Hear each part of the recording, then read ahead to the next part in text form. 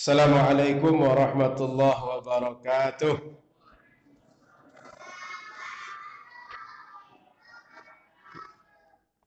Bismillahirrahmanirrahim. Alhamdulillah rabbil alamin. Allahumma salli ala sayyidina Muhammadin sayyidil arabi wal a'jamin wa huwa rahmatul lil alamin. Asyhadu an la ilaha illallah wahdah wa asyhadu anna Muhammadan abduhu wa rasuluhu sallallahu alaihi wasallam ala nabiyya ba'dah. قال سبحانك لا علم لنا إلا ما علمتنا إنك أنت العليم الحكيم وقال رب اشرح لي صدري ويسر لي أمري واحلل عقدة من لساني يفقهوا قولي أما بعد. Alhamdulillah, Bapak Ibu jemaah dimuliakan Allah Subhanahu wa taala. Kita bersyukur nikmat Allah sangat banyak pada kita sampai sekarang sehat afiat. Ya, sehat Bapak Ibu. Kalau nak sehat nak tibur Mas Haji, ya kan? Contoh Pak Haji Ferry malam kini tadi nelpon ambo, Ustaz sampai di mana? Mau sampaikanlah tibur di jalan Pak Haji. Kalau tibur juga kan, tapi tibur di jalan. Ambo jalan kereta lah telepon. Kata beliau, mohon maaf Ustaz, ambo batu cie-cie tapi badangkang jo, cie-cie tapi barik jo batuannya. Maka mohon maaf tak datang malam kini. Jadi setiap kita diberikan Allah nikmat yang berbeda. Setiap kita diberikan Allah kesempatan yang berbeda. Setiap kita diberikan Allah berbagai hidayah, berbagai kelebihan yang mungkin tak dimiliki oleh yang lain. Kalau kita bersyukur, nikmat Allah Subhanahu wa taala sangat banyak. Nikmat Allah Subhanahu wa taala adalah nikmat yang tak bisa didatangkan oleh siapapun. Nikmat Allah Subhanahu wa taala tak bisa kita paksakan. Sehingga harus sama nikmat kita dengan orang. Makanya Bapak Ibu jangan pernah stres dengan nikmat orang lain. Orang buat rumah, kita ndak buat rumah jangan stres. Kenapa? Karena jatah kita ndak untuk buat rumah. Orang buat rumah mungkin jatah kita adalah pergi haji. Orang jatahnya dapat mobil, kita mungkin jatahnya hidup sedang tapi bahagia. Dan setiap itu ada kelebihan dan ada kekurangan masing-masing. Tetapi bila kita paksakan setiap orang harus dapat nikmat yang sama, disitulah kita tak bisa bersyukur, disitulah kita tak pandai menghargai kebesaran setiap nikmat Allah. Maka pada akhirnya sebesar apapun nikmat yang Allah berikan, tak pernah kita anggap sebagai kecintaan Allah, pemberian Allah, nikmat Allah, rizki dari Allah. Karena Bapak Ibu rahmati Allah, tidak sedikit di antara kita dia tak diberikan berbagai kelapangan duniawi. Dia tak diberikan mobil, tak diberikan rumah, tak diberikan tanah luas, tak diberikan berbagai aset. Dia tak mungkin tak pernah dalam setahun itu jalan-jalan kemanapun, kecuali ke tempat kerja, mengantar anak sekolah. Tapi Allah berikan kelapangan waktu untuk berzikir sehari sampai 100.000 membaca subhanallah, membaca salawat kepada Nabi Muhammad. Dia setiap hari Allah berikan kelapangan tahajud, semalam itu bisa sampai 100 rakaat. Dia diberikan kelapangan oleh Allah membaca Al-Quran sehari barangkali 5 juz selesai atau lebih dari itu. Maka setiap kita Allah berikan nikmat yang tak diberikan kepada yang lain. Dan jangan pernah paksakan harus sama. Memaksakan harus sama itulah yang membuat hidup kita tak pernah puas, tak pernah tenang, pada akhirnya tak pernah bahagia dalam hidup ini. Paham Bapak Ibu? Dan memang faktanya begitu. Allah berikan macam-macam nikmat pada setiap orang. Alhamdulillah atas semua nikmat. Salawat teriring salam kepada Rasulullah sallallahu alaihi wasallam, Rasul yang sangat cinta kepada kita. Rasul yang cintanya tak bertepi. Dan tak akan pernah sama cinta kita kepada Rasul dengan cinta Rasul kepada kita. Cinta kita itu tak akan sepanjang hidup. Dan di akhirat belum tentu masing-masing kita saling membantu. Bahkan di akhirat boleh jadi setiap kita saling menyalahkan yang lain. Kalau tidak gara-gara engkau, aku tak akan menjadi orang ahli maksiat di dunia. Mungkin begitu nanti. Gara-gara engkau, saya di dunia kerjanya berzina. Gara-gara engkau, kerja saya di dunia memalak orang. Gara-gara engkau di dunia, kerja saya menzalimi orang. Boleh jadi begitu yang kita lakukan di akhirat. Tapi Nabi Muhammad SAW, jangankan umatnya, seluruh manusia ketika hadir di akhirat nanti, Nabi Muhammad yang akan menjadi pemberi syafaatul uzma. Syafaat, Allah mudahkan urusan di akhirat sebelum Nabi Muhammad memberikan syafaat. Maka tak akan pernah sebanding cinta kita kepada Nabi Muhammad dan cinta Nabi Muhammad kepada kita. Oleh karena itu kita perbanyak selawat pada beliau. Allahumma salli ala Sayyidina Muhammad wa ala ali Sayyidina Muhammad. Baik, Bapak Ibu yang dimuliakan Allah Subhanahu wa taala. Malam ini malam tanggal berapa? Tanggal berapa? 1 Muharram. Muharram itu bulan apa? Hijriah. Ada berapa bulan Hijriah? Berapa? Tadi kalau disimak yang dibacakan oleh qari kita, bahwa bulan-bulan itu dalam hitungan Allah Itnai Asyar, jumlahnya 12. Bulan Hijriah yang 12 dimulai kita hitung dengan bulan Muharram. Yang laki-laki yang ketek-ketek, ada anak ustaz yang hafal? Siapa yang hafal? Bulan Hijriah Muharram. Ada yang hafal laki-laki? Ada yang perempuan? Nah, yang ibu-ibu je lah. Haji boleh bu?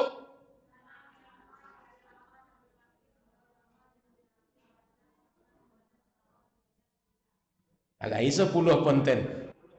Alai 10. Dulu nampaknya waktu TK rajin menghafal.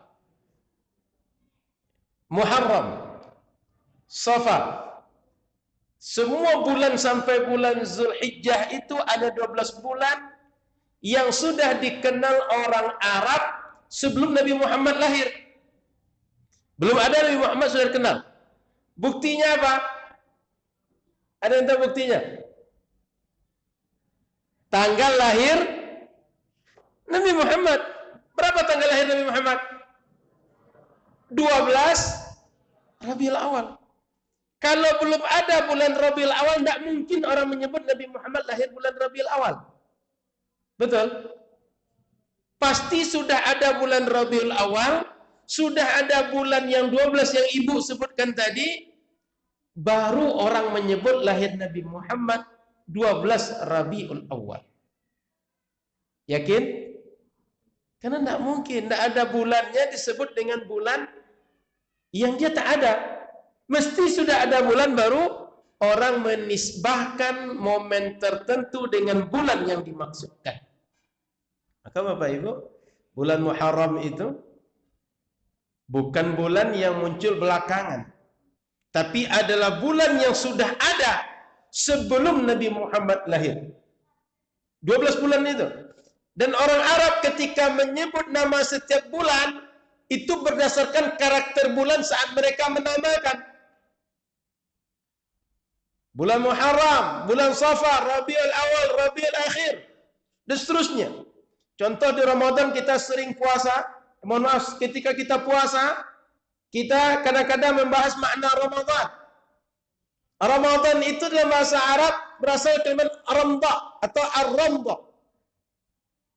Sebuah kondisi ketika kita melihat pasir yang ada di atas pasir, di atas pantai, atau di padang pasir, ketika panas dia berkilau-kilau saking panasnya. Dulu saat mereka menamakan bulan Ramadan, keadaan panas sedang terik seperti itu. Dan kalau dibawakan kepada ibadah yang biasa kita buat di bulan Ramadan, kerongkongan kering. Kenapa kering? karena sepanjang hari puasa. Maka nama bulan itu Ramadan. Setiap bulan ada filosofinya.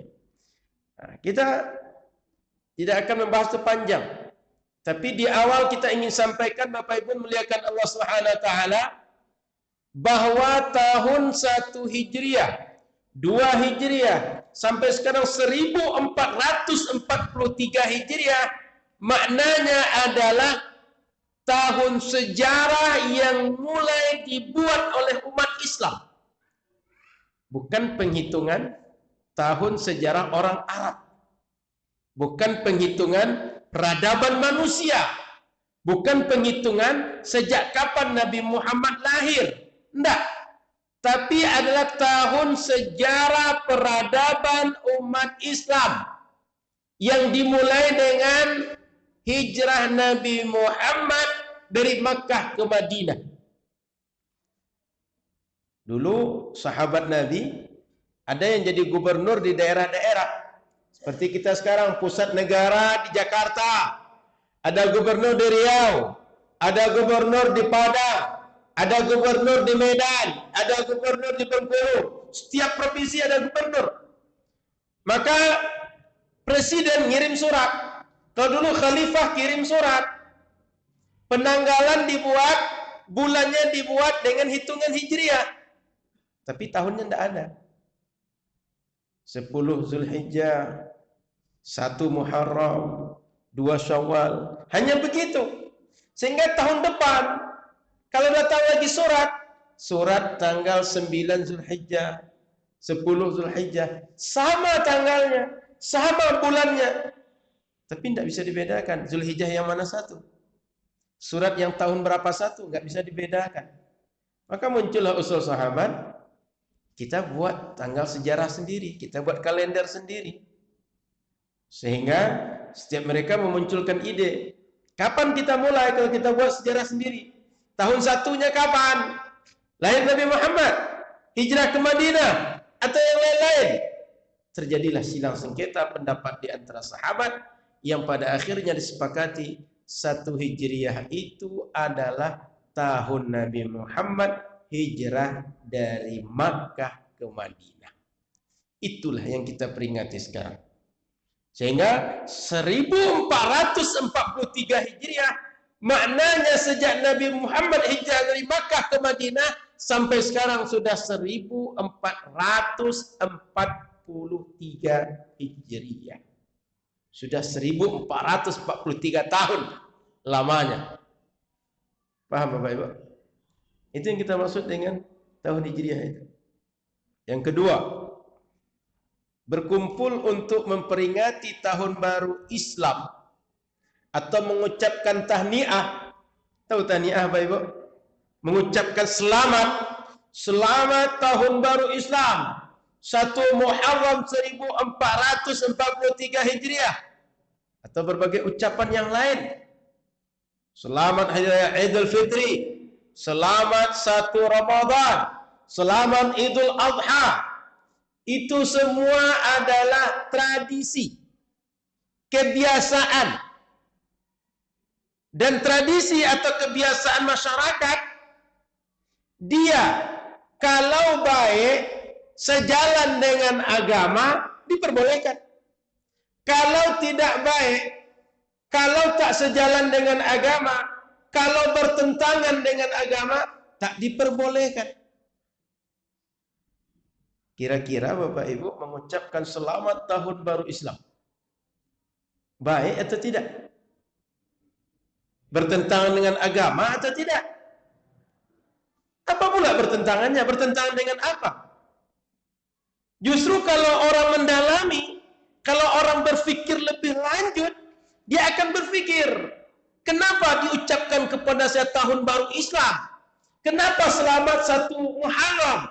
Kenapa selamat tahun baru Islam? Apa yang terjadi? Kenapa dengan 1 Muharram?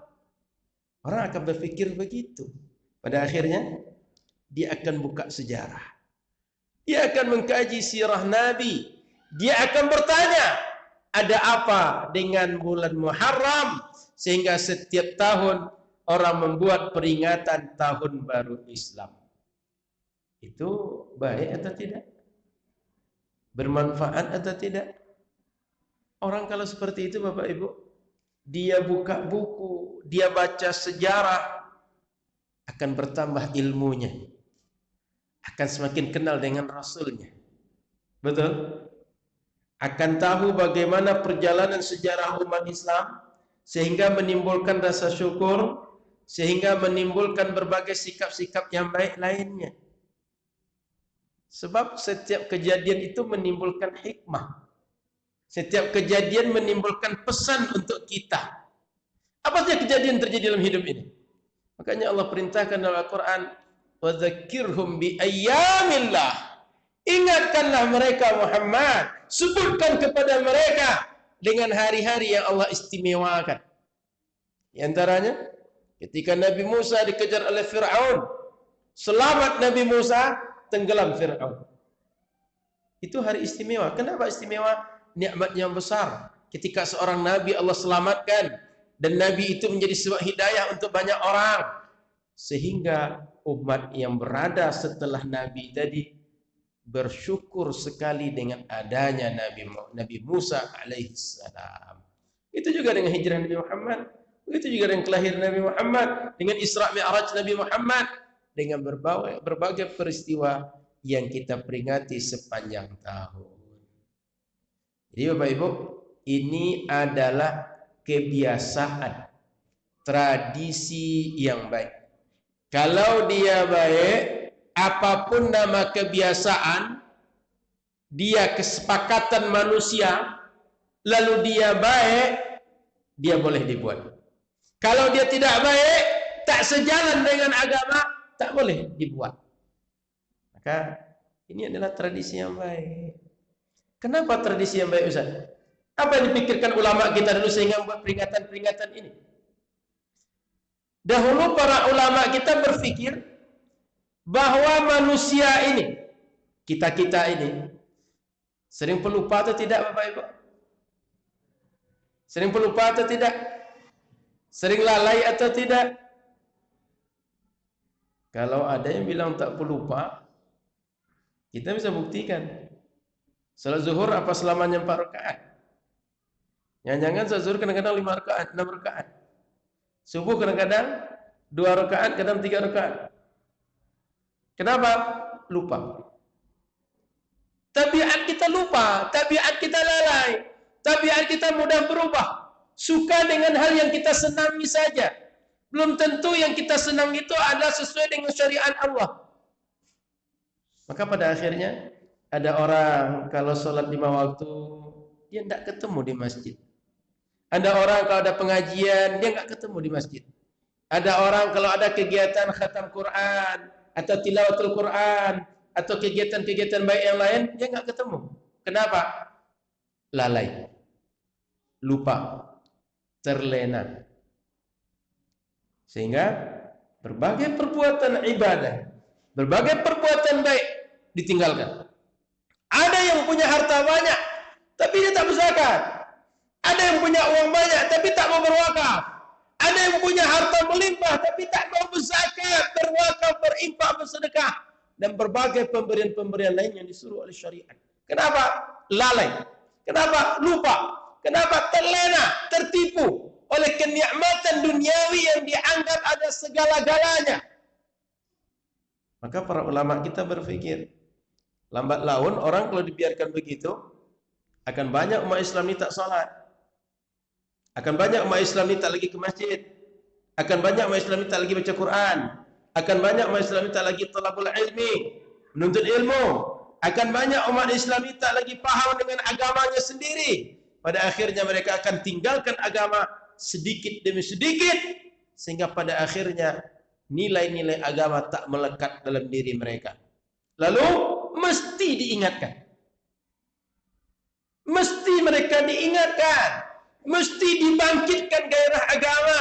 Mesti mereka diajak. Mesti mereka dibawa. Bagaimana caranya? Bapak Ibu, kalau kira-kira pengurus panggil Bapak Ibu, kita kumpul ke masjid. Kita menyampaikan nasihat-nasihat agama. Kita buat pengajian. Setiap hari begitu, mau orang Al-Muqaddis berkumpul. Setiap hari diumumkan begitu. Bapak Ibu, yuk mari kumpul ke masjid. Kita ingat Allah sebentar. Bapak Ibu, kita mengingat ajaran-ajaran agama. Kita mendengarkan nasihat-nasihat. Kira-kira setiap hari dibuat begitu, orang mau datang atau tidak? Jangankan tiap hari. Peringatan Tahun Baru Islam selesai setahun ya. Banyak yang tak datang pada yang datang. Setiap Senin malam ada pengajian, banyak yang tak datang dibanding yang datang. Apalagi tak diajak. Maka para ulama kita berpikir, kalau mereka diajak setiap hari, mereka enggak datang. Kalau mereka diajak setiap pekan, Jumat sudah ada. Tetapi masih juga mereka lalai. Apa yang dibuat para ulama kita? Kita buat tablik akbar pada momentum tertentu. Kapan? Ditengoklah hari-hari yang menjadi sejarah umat Islam. Lahir Nabi Muhammad, hijrah Nabi Muhammad, kemudian nanti nuzulul Quran, Isra Mi'raj, dan berbagai momentum-momentum lain yang punya nilai penting dalam sejarah Islam. Paham Bapak Ibu? Itulah sebabnya setiap tahun kita buat berbagai peringatan seperti ini. Lalu ada namanya PHBI. Di sini ada Ustaz, PHBI Ustaz? Atau istilahnya PHBI atau apa di sini? Umumnya dibuat istilah PHBI, Panitia Hari Besar Islam. Kenapa perlu dibuat panitia? Perlu ada orang yang konsentrasi untuk terus mengingatkan umat. Perlu panitia yang membuat momentum-momentum tertentu terisi dengan kegiatan tablik akbar. Umat diingatkan. Sehingga mereka balik lagi ke masjid. Mereka balik lagi sholat. Mereka balik lagi dengan kebaikan. Mereka lakukan hal-hal yang baik lainnya. Lalu timbul pertanyaan, Ustaz, kalaulah perbuatan peringati tahun baru Islam itu baik, kenapa Nabi tak buat? Kenapa sahabat tak buat? Kan itu pertanyaan lainnya. Bapak Ibu yang dimuliakan Allah Subhanahu wa taala, Nabi itu tak membuat suatu amal tidak otomatis menjadi pengertian bahwa Nabi tak memperbolehkan amal yang tak dibuat. Tak otomatis begitu. Karena boleh jadi yang tidak disebut Nabi, yang tak diperintahkan Nabi, sudah tercakup oleh dalil-dalil umum yang menjadi payung ketika kita berbuat berbagai kebaikan. Contoh, ya ayyuhalladzina amanu, hai orang-orang yang beriman, kata Allah, irka'u, rukuklah kalian, wasjudu, sujudlah kalian, wa'budu rabbakum, beribadahlah kepada Tuhan kalian, waf'alul khaira, dan buatlah kebaikan-kebaikan oleh kalian, la'allakum tuflihun. Surah Al-Hajj ayat 77. Semoga kalian berbahagia, semoga kalian beruntung, semoga kalian jaya dengan rukuk, dengan sujud, dengan ibadah, dengan berbuat amal-amal kebaikan. Berarti ayat ini secara tak langsung semua yang baik-baik buatlah oleh kalian. Semua yang baik-baik kerjakan oleh kalian. Dicontohkan atau tidak. Karena Al-Quran itu ada mantuk, ada yang bersifat mafhum. Ayat Al-Quran redaksionalnya menunjukkan kepada hukum tertentu, tapi ada mafhumnya menunjukkan hukum tertentu. Kalau seandainya kita hanya membatasi pada mantuk yang dilafazkan oleh Al-Quran, banyak sekali makna dari Al-Quran tak akan hidup dalam kehidupan kita. Contoh yang agak mudah sedikit. Bapak Ibu, saya punya emak. Boleh tidak saya tampar mak saya? Boleh tidak? Saya tinju mak saya boleh tidak? Saya pukul mak saya boleh tidak? Yakin nih? Ada ayat Al-Quran melarang saya pukul mak saya? Ada tidak? Kan Al-Quran cuma bilang, wala takul lahuma uffi wala tanhar. Al-Quran cuma bilang, Jangan bilang sama emak engkau, emak boleh. Awak kawak aja tadi. Nampak betul awak saya mau disuruh bekerja, awak terus disuruh kerja oleh emak. Cuma begitu, menunjukkan ketidaksukaan kalau emak menyuruh kita melakukan sesuatu. Al-Quran larang. Dan jangan bentak kata Al-Quran. Tapi tak ada perintah Al-Quran jangan pukul emak engkau. Jangan engkau siksa emak engkau, tidak ada. Tapi apakah berarti menampar emak itu boleh? Boleh tidak?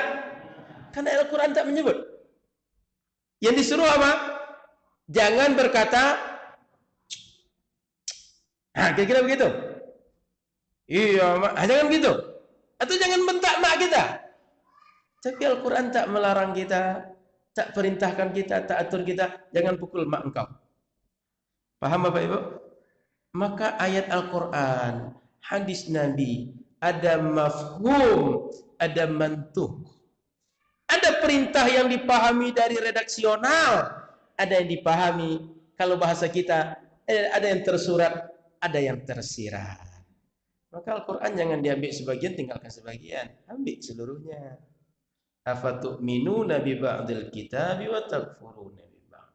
Apakah kita akan mengambil sebagian isi Al-Quran lalu tinggalkan sebagian? Jangan begitu. Tapi ambillah keseluruhan Al-Quran itu. Maka Bapak Ibu muliakan Allah Subhanahu wa taala, kalau ada orang mengatakan, "Ustaz, Rasul kan tak mengerjakan begini, sahabat Rasul tak mengerjakan begini." Betul. Kenapa? Karena di zaman Rasul tak perlu cara begini untuk mengingatkan orang.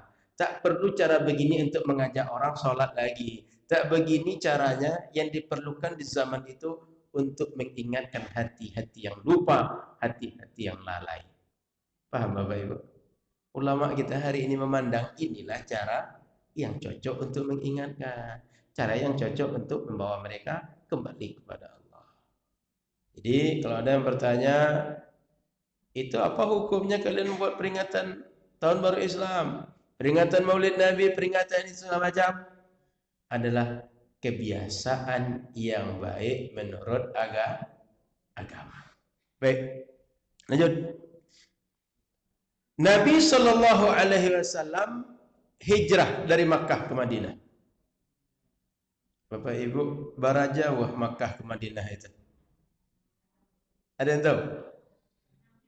Berapa jauh, Bu? Sekitar 6 jam, Bu. Sekitar berapa, Pak? 6 jam.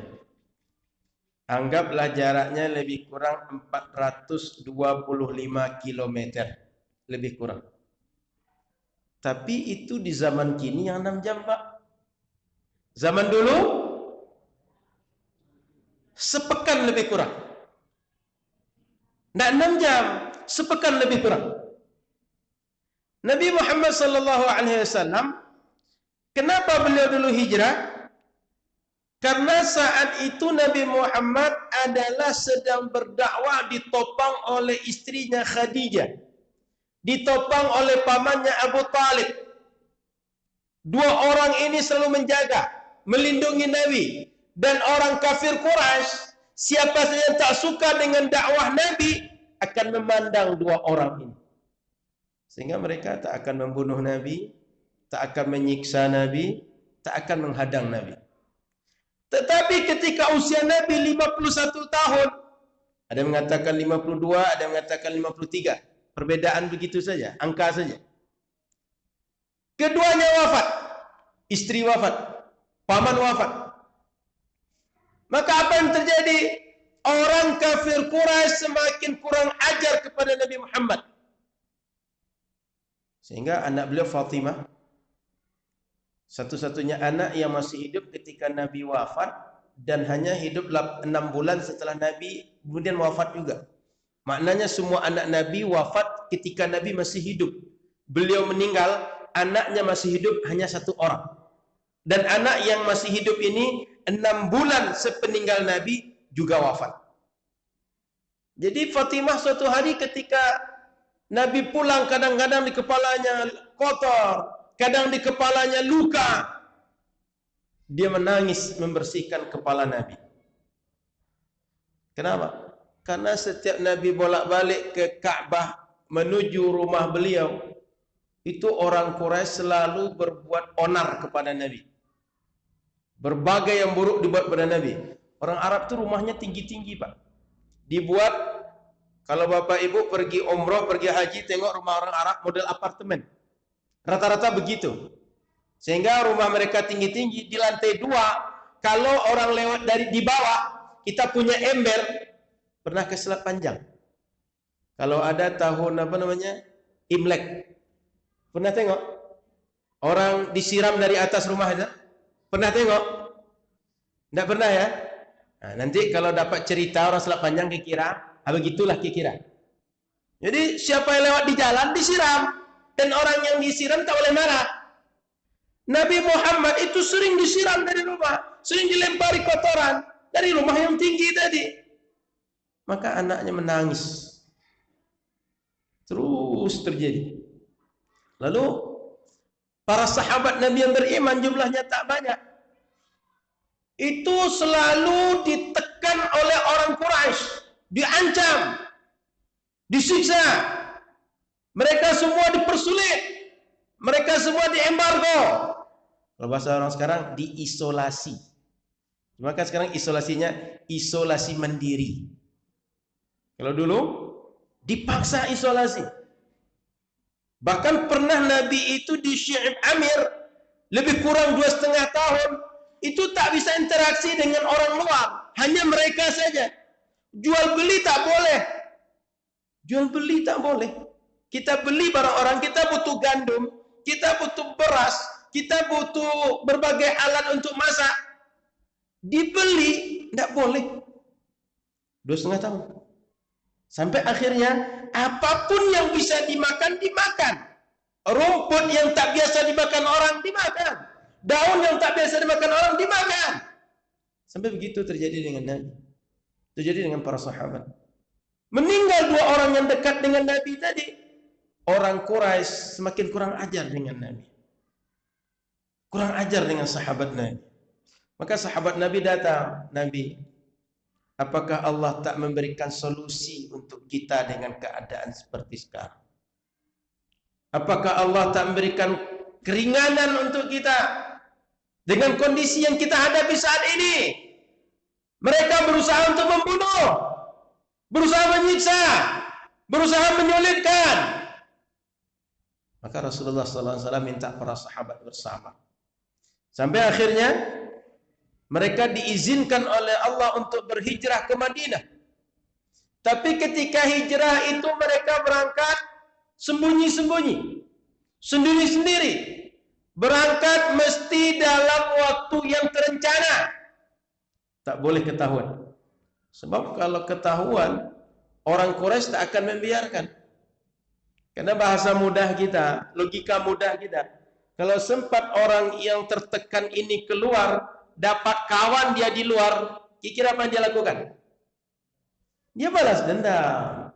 Kita akan digulung dia, kita akan diperangi dia. Itu logika sederhana. Maka tak akan diizinkan berangkat. Sehingga berangkatlah sahabat Nabi sembunyi-sembunyi. Sebagian ada yang ketahuan juga. Seperti di antara contoh sahabat Suhaib Ar-Rumi, seorang yang berasal dari Romawi. Di Makkah dia hadir sebagai seorang tawanan, lalu dia menjadi budak. Setelah dia merdeka, dia berusaha, dia berdagang, punya aset. Saat berangkat ke Madinah, orang Makkah tegur, Suhaib, tidak boleh engkau sesuka hati engkau berangkat. Dulu engkau tak punya apa-apa, sekarang engkau punya aset, punya harta, engkau enaknya meninggalkan negeri kami, engkau bawa semua itu. Tidak boleh seperti itu. Kami tidak akan biarkan engkau. Kalau engkau berangkat, tinggalkan semua itu. Apa kata Suhaib? Kalau itu mau kalian, ambillah semua. Aku akan berangkat. Ambillah kalian semuanya. Aku tinggalkan semuanya, tak akan kubawa semuanya. Mendengar kejadian itu, Rasulullah di Madinah dapat wahyu. Apa kata Rasul pada sahabat yang lain? Rabiha Suhaib. Beruntung Suhaib. Beruntung Suhaib. Beruntung Suhaib, 3 kali Nabi sebut. Sahabat heran, ada apa dengan Suhaib? Kata Nabi kemudian, dia jual, dia biarkan, dia berikan semua kekayaan duniawinya untuk mendapatkan akhiratnya. Rasul suruh hijrah, dia berangkat. Karena perintah Rasul wajib untuk dipatuhi, dia berangkat. Dia penuhi perintah Rasul, dia tinggalkan harta yang tak seberapa. Sehingga dia beruntung. Makanya Bapak Ibu, badan kita ini kata sahabat Ali bin Abi Thalib adalah berharga. La tabi'uha illa bil jannah. Jangan pernah mau diganti badan kita ini kecuali gantinya adalah surga. Maknanya badan kita ini capek, badan kita ini habis untuk bekerja, untuk melakukan apapun, carilah pekerjaan yang nanti membuat diganti dengan surga, dibalas dengan surga, jangan dengan yang lain. Kenapa? Terlalu sayang badan yang mahal ini diganti dengan yang murah. Dapat uang 1 juta, 2 juta sebulan, hanya sekedar itu sayang. Tapi kalau ingin berkorban, berkorbanlah badan ini untuk diganti oleh Allah dengan surga. Maka Suhaib berangkat. Nabi mengatakan beruntung. Kejadian kedua, seorang bernama Abu Salamah punya anak Salamah. Saat dia akan berangkat dengan istrinya Ummu Salamah dan anaknya Salamah, bertiga berangkat. Keluarga Ummu Salamah datang.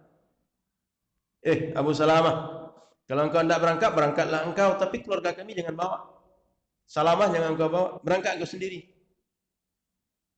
Mendengar kejadian itu, keluarga Abu Salamah meskipun tak pro secara Islam kepada Abu Salamah, tapi bagi mereka kalau ada keluarga kita diganggu oleh kabilah orang lain, diganggu oleh keluarga orang lain, itu harga diri. Datanglah keluarga Abu Salamah. Sehingga kedua keluarga tadi berdebat, bertengkar. Sampai akhirnya anak yang bernama Salamah tadi diperebutkan. Bayangkan anak kecil ditarik dua pihak. Pihak bapak, pihak ibu. Bahkan dalam sejarah ceritakan sampai putus salah satu tangan anak tadi. Saking orang kedua belah pihak tak mau melepaskan anak tadi. Akhirnya mengalahlah Ummu Salamah, Abu Salamah dan anak. Abu Salamah berangkat sendiri, yang dua tinggal. Istri dan anak tak mau berangkat. Kenapa? Karena akan heboh lebih besar daripada ini. Berangkat Abu Salamah sendiri. Setahun menunggu Ummu Salamah, dia macam orang gila. Tak mau hidup normal seperti yang lain. Kenapa? Bagi dia hidup tertinggal dari keluarga, jauh dari keluarga, tak membahagiakan. Meskipun dengan keluarga sendiri. Karena keluarga sendiri tak beriman. Suami beriman. Anak bersama kita. Maka setahun melihat Ummu Salamah dalam keadaan seperti orang gila bahasa kita, diizinkanlah untuk berangkat ke Madinah. Lalu diantarlah ke Madinah sampai akhirnya bertemu dengan keluarganya. Begitu dulu perjuangan para sahabat untuk hijrah. Ada yang meninggalkan harta, ada yang meninggalkan anak, ada yang meninggalkan keluarga, dan banyak yang lain-lain ditinggalkan oleh mereka. Tapi yang menarik Bapak Ibu, dahulu Nabi Shallallahu Alaihi Wasallam, meskipun mereka orang Quraisy tak percaya dengan kerasulan beliau, semua barang berharga, surat berharga itu dititipkan kepada Nabi Muhammad. Dititipkan kepada Nabi Muhammad. Maka sebelum Nabi berangkat hijrah, itu semua ditinggalkan pada Sayyidina Ali. Ali, ini semua titipan orang. Kalau bahasa sekarang mungkin ada, ini emas, ini jam tangan, ini HP si fulan, ini surat tanah si fulan, ini surat deposito si fulan, ini buku rekening si fulan. Kalau saya pergi nanti, tolong balikkan ya semua. Kenapa? Mereka percaya dengan Nabi Muhammad, seorang yang mereka sebut dengan Al-Amin. Sejak kecilnya tak pernah ada track record seorang pembohong. Nabi Muhammad dijadikan tempat penyimpanan. Maka Bapak Ibu rahmati Allah, para sahabat berangkat hijrah. Sampai akhirnya tinggal sahabat Umar bin Khattab. Tinggal sahabat Ali bin Abi Thalib. tinggal sahabat Abu Bakar As-Siddiq, tinggal Nabi Muhammad sallallahu alaihi wasallam, yang lain sudah pada berangkat. Datanglah Umar ibn al-Khattab, minta izin, diizinkan oleh Rasul. Tapi beliau berangkat itu tak sembunyi-sembunyi, terang-terangan. Bahkan kebiasaan orang dulu, kalau orang Quraisy meninggalkan Makkah, mereka tawaf wada. Jadi tawaf wada itu tak setelah Nabi datang saja. Belum datang Nabi Muhammad, mereka biasa tawaf wada juga. Maka begitu Nabi Muhammad, dia hendak ke Madinah, tawaf wada. Dan selesai tawaf wada, ketika akan berangkat menuju Madinah, dia tantang orang Quraisy. Siapa saja yang ingin menantang Umar sehingga istrinya menjadi janda, anak menjadi yatim, temui Umar di balik lembah ini. Maknanya di tanah halal terdekat, temui Umar, hadang Umar di situ. Sebab di tanah haram tak boleh saling berbunuh-bunuhan, tak boleh mengalirkan darah. Maka kata Umar, temui Umar di situ. Berangkatlah Umar. Petantang-petantang sendiri tak seorang pun berani menantang Umar, melawan Umar, sampai akhirnya di Madinah. Selamat Umar. Lalu Abu Bakar datang nemui Nabi. Nabi, Umar sudah berangkat, Utsman sudah berangkat, yang lain sudah berangkat. Apakah engkau izinkan aku berangkat, Nabi? Kata Nabi, tunggu sebentar.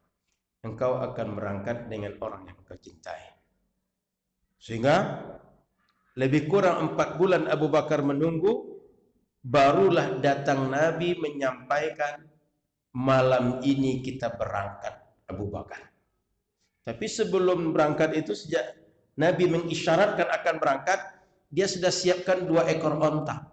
Satu untuk dia pakai, satu untuk dipakai oleh Nabi Muhammad sallallahu alaihi wasallam. Maka ketika Nabi akan berangkat, di siang harinya para pemuka Quraisy berkumpul di Darun Nadwah. Darun Nadwah itu bahasa kita balairung, atau bahasa kita apa, rumah adat Melayu itu namanya? Lam apa? Lembaga adat Melayu itu. Tempat berkumpul adat begitu. Tempat kalau di negara istana apa, Senayan itu, tempat DPR MPR itu. Di Darun Nadwah mereka biasa berdiskusi, berkumpul, bermusyawarah, membuat rencana, mematangkan bagaimana mereka orang-orang Quraisy.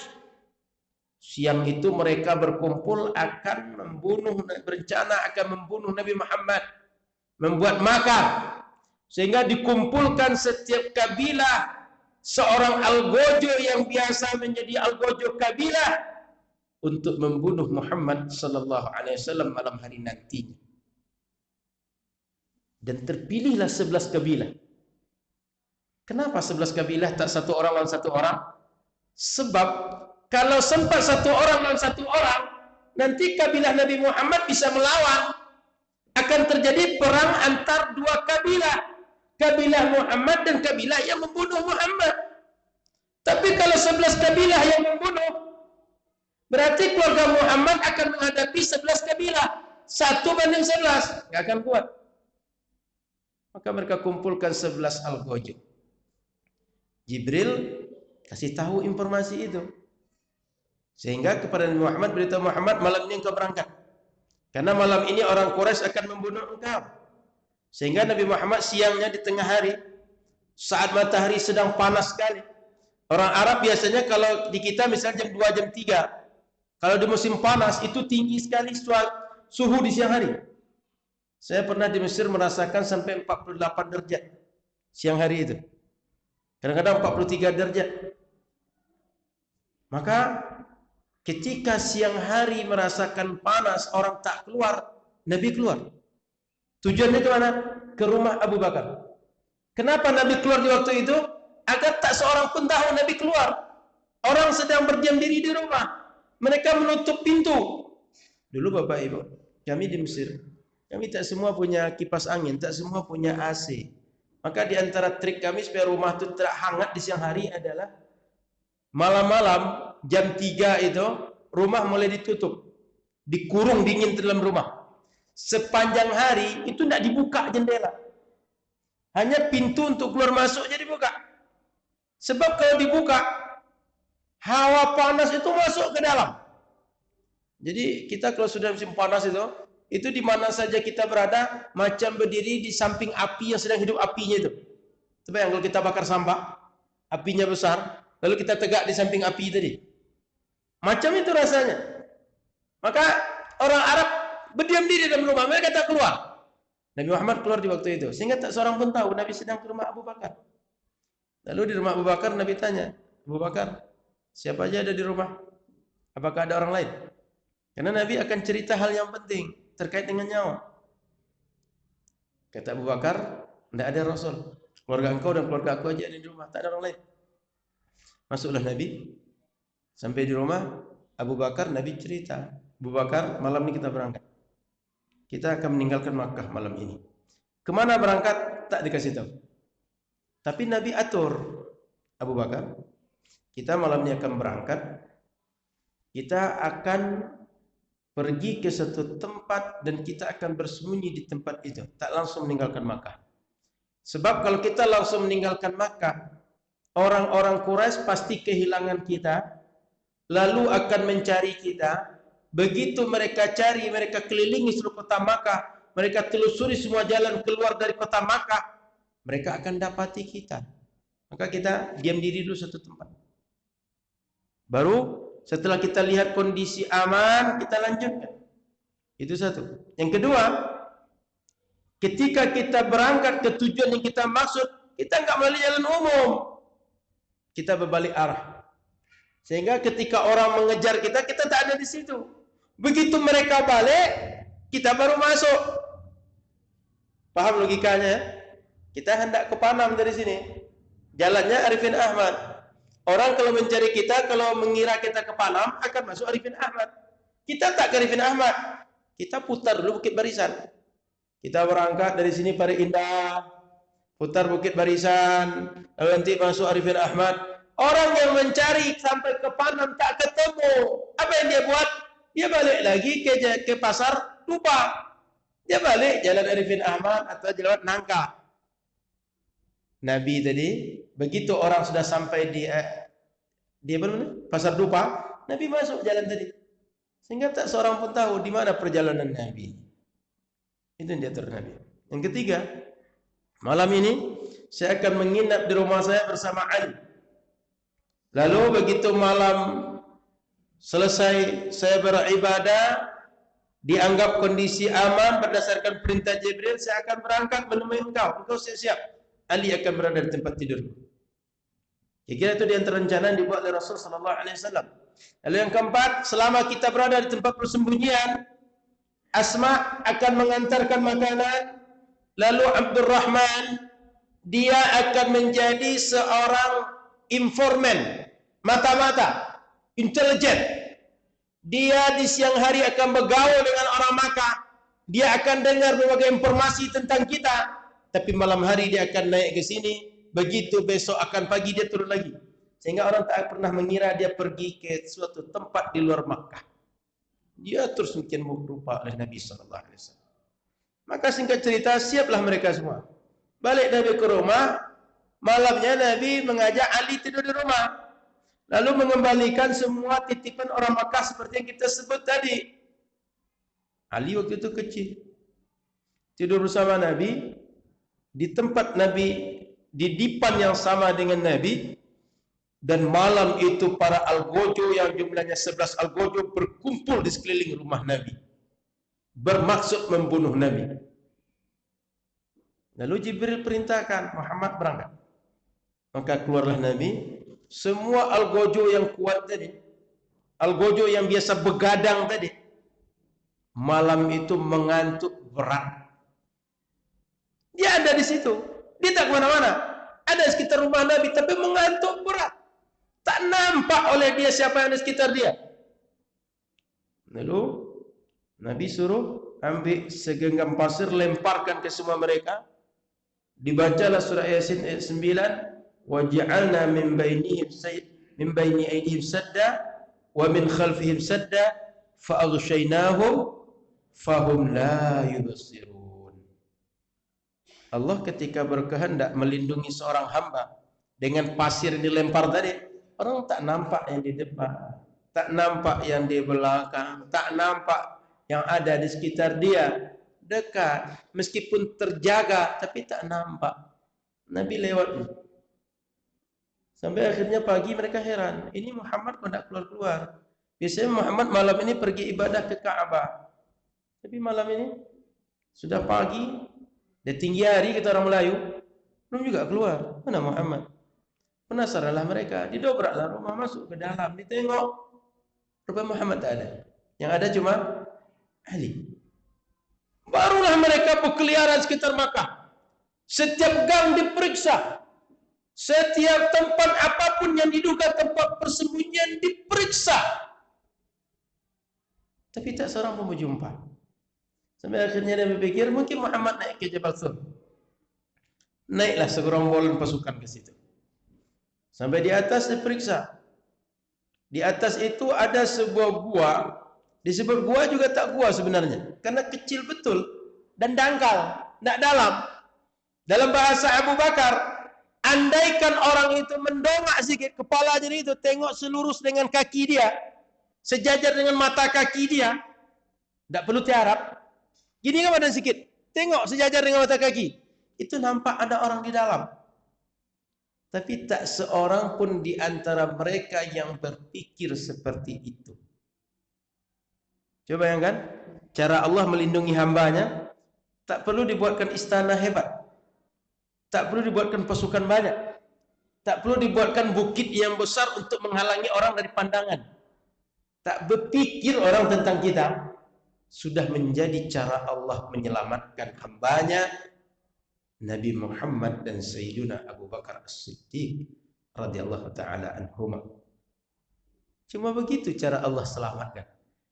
Akhirnya Nabi Muhammad selamat, mereka balik, mereka terus berputar mencari, tak juga berjumpa. Maka setiap hari selama 3 hari lebih kurang, anak Abu Bakar mengantarkan makanan. Lalu pembantu Abu Bakar yang biasanya mengembalakan kambing, itu gembala kambing di sekitar Jabal Thur. Begitu sore didekatkan kambing sehingga Abu Bakar bisa perah susu dan minum dari susu. Pagi hari bisa minum dari susu. Orang Makkah tak menduga. Anak Abu Bakar malam hari dia naik ke atas. Siang hari dia dengarkan semua informasi. Sehingga Nabi dan Abu Bakar tahu apa perkembangan informasi. Maka bisa mengukur kapan kita akan berangkat, kapan kita akan melanjutkan perjalanan. Dan Asma mengantarkan makanan. Baik Bapak Ibu rahmati Allah Subhanahu wa taala. Dalam kejadian itu Abu Bakar pernah Nabi tidur di pahanya. Lalu Abu Bakar menangis. Menetes air matanya. Terkena muka Nabi. Nabi terbangun. Abu Bakar, apa yang membuat engkau menangis? Ma yubki kayak Abu Bakar. Apa yang membuat engkau nangis Abu Bakar? Abu Bakar awalnya tak mengungkapkan. Tapi kemudian dia cerita bahwa kakinya dipatuk oleh kalajengking padang pasir yang sangat berbisa yang biasanya mematikan. Sakit. Tapi tak ingin mengganggu Nabi. Kalau dia berteriak, kalau dia angkat pahanya, Nabi terbangun, terganggu Nabi. Tak ingin Nabi terganggu oleh sakit yang dia rasakan itu. Maka dikasih tahu Nabi, lalu kata Nabi, mana kaki engkau yang kena itu? Diusap oleh Nabi, hilang seketika sakit Abu Bakar. Dan Abu Bakar ketika orang Quraisy tadi mengejar, nampak di depan gua itu juga ketakutan. Yang ditakutkannya bukan dirinya tapi Nabi. Kalau sempat Nabi dibunuh, berarti tak ada lagi yang akan menjadi pembimbing, tak ada lagi yang menjadi penunjuk yang akan menyampaikan hidayah. Dan termasuk Abu Bakar ketika berjalan berdua dengan Nabi, kadang di depan, kadang di belakang. Nabi heran. Abu Bakar, kenapa engkau seperti itu? Abu Bakar ingin pastikan, kalau saat di depan dia ingin pastikan bahwa Nabi sebelum melangkah di depan aman. Dia ke belakang ingin pastikan bahwa tak ada orang mengejar di belakang. Yang kadang-kadang kita jalan sendiri itu kan takut. Rasul-rasul ada di belakang aja. Rasul-rasul ada yang numpang di belakang. Padahal tidak ada. Cuma perasaan. Abu Bakar, dia ingin Nabi ini selamat. Terjamin selamat. Maka dia Kalau ada di depannya menyerang, dia dahuluan yang akan menjadi korbannya. Kalau ada di belakang, dia yang dahulu untuk melindungi Nabi. Begitu Abu Bakar. Maka Nabi SAW setelah mendengar berbagai informasi, berangkatlah dari Jabal Thur ke Madinah, tapi melewati arah ke Hudaybiyah dulu, ke arah Jeddah dulu, ke arah jalan Makkah Jeddah, jalan yang lama, bukan rute yang baru ini, jalan ke arah sana. Lalu nanti terus balik arah sampai masuk ke arah Hudaid, lalu terus ke Madinah. Nabi tak melalui jalur biasa, tapi balik arah, lalu baru masuk jalur biasa. Seperti yang kita cerita tadi. Sampai di Hudaid itu Nabi SAW haus bersama Sayyidina Abu Bakar. Minum tak ada. Nampak ada rumah. Rumah itu punya orang tua, laki-laki dan perempuan sudah tua, nenek-nenek, kakek-kakek. Nabi minta minum, rupanya tak ada minuman di rumah, tak ada susu yang akan diperah. Kata mereka, kami punya ternak, tapi tak ada susu lagi. Sudah kami perah, tak ada. Apa kata Rasul? Abu Bakar, tunjukkan di mana susu, di mana hewannya, di mana domba mereka.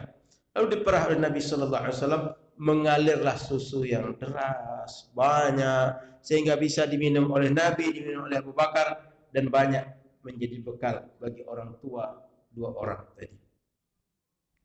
Bapak Ibu, kalau kita amati perjalanan tadi, banyak cara Allah menolong Nabi Muhammad, dan itu tak perlu orang banyak seperti kita. Sehingga kalau kita terjemahkan kepada hari ini, banyak cara Allah untuk meninggikan agamanya, menyelamatkan, menjaga agamanya. Tak pun berjihad kita, tak pun berjuang kita, bisa saja Allah jadikan agamanya terjaga. Tapi masalahnya, kalau kita tak berbuat apa-apa, di mana peluang kita bisa beramal saleh? Itu masalahnya. Bukan Allah ingin dibantu untuk menjaga agamanya, tapi kita, di mana peran kita untuk beramal saleh kalau semuanya sudah diselesaikan oleh Allah dengan cara-cara seperti itu. Maka lanjut perjalanan tadi. Sampailah Nabi di Madinah. Di Madinah, orang Madinah itu sudah nunggu Nabi.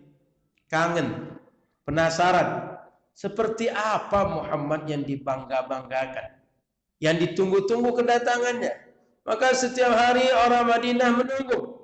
Begitu dapat informasi bahwa Nabi sudah dekat, mereka berkumpul. Sampai akhirnya datanglah Nabi di Madinah melewati Thaniyah. Thaniyah itu dalam bahasa kita lembah yang ada di antara 2 bukit, yang biasa dilalui orang untuk melewati dalam sebuah rute. Dan Nabi Muhammad ketika itu melewati namanya Thaniyatul Wada. Sebuah lembah, sebuah jalan sempit yang disebut dengan Thaniyatul Wada. Maka orang-orang Madinah begitu Nabi datang, mereka sambut Tala'al badru alaina. Terus maksudnya itu datang beliau. Kalau kita ibaratkan jalan ini, bisa jalan Merpati dari arah Sudirman, bisa lewat jalan Merpati, jalan kereta api, atau jalan yang lain. Nabi datang di satu jalan di antara sekian jalan untuk masuk kota Madinah. Namanya Thaniyatul Wada. Paham Bapak Ibu?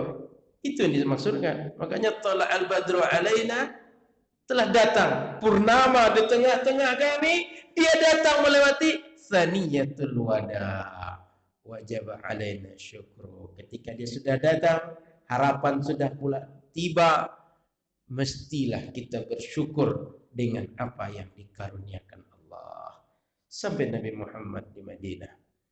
Namun Nabi Muhammad tak langsung ke pusat kota, ke jantung kota. Tapi Nabi Muhammad singgah pertama di Kuba. Di Kuba, Nabi Muhammad disambut orang-orang Madinah. Tenggara Masjid Nabawi, lebih kurang jarak 4-6 kilo, lebih kurang sekitar itu. Lalu setiap orang ingin Nabi singgah di rumahnya. Maka onta Nabi itu setiap orang tarik, singgahlah di sini, tiaraplah di sini, Istirahatlah di sini. Apa kata Nabi? Da'ha fa innaha ma'murah. Biarkanlah dia berjalan. Dia sudah diperintahkan oleh Allah berjalan kemana hendak dia mau. Sampai akhirnya Nabi Muhammad sallallahu alaihi wasallam singgah di rumah seorang yang masih keluarganya, ada hubung kerabat dengan orang tuanya yang bernama sahabat Abu Ayyub Al-Ansari. Singgah di rumah itu. Abu Ayyub ini punya rumah bertingkat. Dia sudah tua dengan istrinya. Ada lantai 1, ada lantai 2. Dia ingin Nabi Muhammad berada di atas dan dia dengan istrinya di bawah. Tapi Nabi Muhammad tidak mau. Selaku seorang tamu, seorang yang berbudi tinggi, berakhlak halus, Nabi tak mau. Kita ini kan tamu. Lalu Nabi beralasan, kalau saya berada di bawah, orang-orang yang hendak menemui saya itu mudah datang, mudah ketemu, dan tak perlu mengganggu kalian. Tapi kalau saya berada di atas, tamu-tamu datang, itu akan mengganggu kalian. Biarlah saya di bawah. Maka menginaplah Nabi di bawah. Waktu itu malam dingin. Di Arab itu kalau bahasa Zunin MZ dulu, panasnya membakar kulit, dinginnya menusuk tulang. Sehingga malam itu kedinginan. Saat dingin itu tumpah air. Biasanya rumah orang dulu dia dari tanahnya bahannya. Sehingga kalau sempat tumpah air itu bisa mengalir ke bawah. Basah Nabi nanti, menetes nanti. Bayangkan kalau ada toilet lantai 2. Terbayang? Ini janganlah seperti itu dibayangkan. Tapi kadang-kadang ada tempat wudhu, ada toilet lantai 2, menetes air ke bawah. Sehingga orang bawah terganggu. Terbayang? Sahabat Abu Ayyub Al-Ansari tak tega kalau ini mengganggu Nabi. Apa yang dilakukan? Selimut yang satu-satunya untuk musim dingin dilapkan kepada air tadi sehingga malam itu tidur mereka kedinginan. Nabi Muhammad di bawah. Nabi nggak tahu kejadian itu. Tapi begitu sahabat dalam menjaga perasaan Nabi, menjaga seperti Abu Bakar tak ingin Nabi terjaga dari tidurnya yang sejenak itu. Maka Bapak Ibu jangankan menyebutkan orang tua Nabi masuk neraka. Jangankan menyebut Nabi dengan namanya. Tidur sampai terbangun Nabi, sahabat tak rela. Padahal kondisinya emergensi. Sakit sekali Abu Bakar ketika itu. Musim dingin. Bisa saja dibiarkan oleh Abu Ayyub Al-Ansari, air jatuh ke bawah. Sehingga Nabi basah. Tapi Abu Ayyub tak ingin Nabi tersakiti oleh air yang sedikit itu. Begitu para sahabat Nabi menjaga perasaan Rasulnya. Tapi hari ini ada orang petentang-petenteng ke sana kemari, berceramah ke sana kemari, dengan mudahnya mengatakan bahwa kedua orang tua Nabi masuk neraka. Dengan mudah menyebutkannya Muhammad, si Muhammad. Tidak menyebut dengan Sayyidina Muhammad dengan sebutan yang hormat.